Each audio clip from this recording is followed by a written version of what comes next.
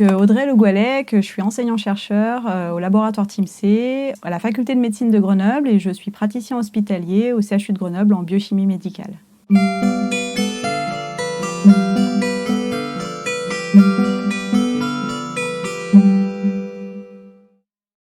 Donc je suis enseignant-chercheur et praticien hospitalier, c'est-à-dire que finalement mon métier consiste en une triple mission. Une mission de formation, une mission de soins et une mission de recherche. Ça veut dire que je suis enseignante à la faculté de médecine. Je participe également à des enseignements dans un master ingénierie pour la santé et le médicament. Et puis, je suis directrice adjointe de l'école doctorale ingénierie pour la santé, la cognition et l'environnement.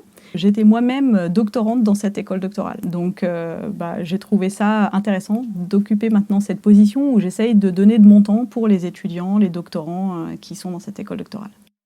Concernant ma mission de soins, en fait, je suis biologiste des hôpitaux. Je suis en charge de la validation d'actes de biologie médicale dans mon domaine qui est la biochimie pour des patients qui sont hospitalisés au CHU de Grenoble. Et enfin, je suis chercheuse au laboratoire TIMC.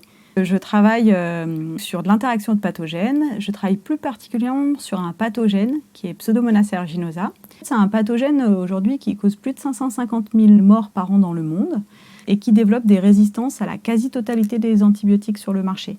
Donc il est vraiment important de mieux comprendre comment elle infecte, finalement quels sont ce qu'on appelle ces facteurs de virulence. Et pour étudier cette interaction de pathogènes, on a utilisé des outils qui sont aujourd'hui à la pointe, comme un spectromètre de masse haute résolution.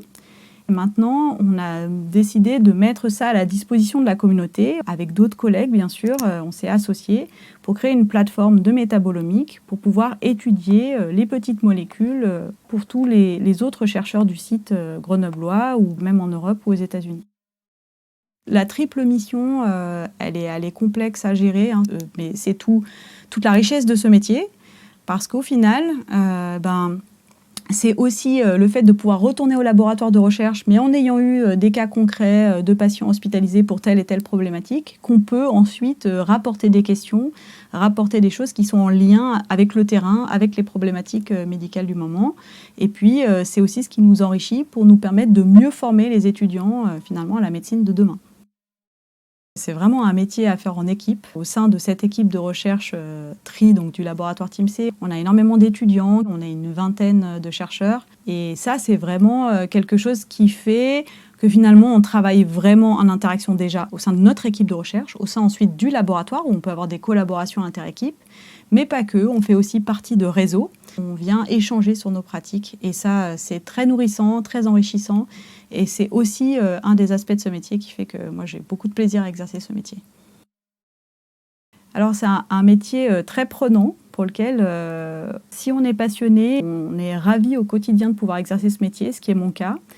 Je pense que sans passion, c'est un métier compliqué. Le fait d'être finalement suffisamment libre pour pouvoir conduire les recherches qu'on a envie de mener, les questions auxquelles on a envie de s'atteler et de pouvoir finalement apporter une petite pierre à l'édifice grandiose des connaissances, c'est vrai que c'est une satisfaction qui est vraiment importante pour moi.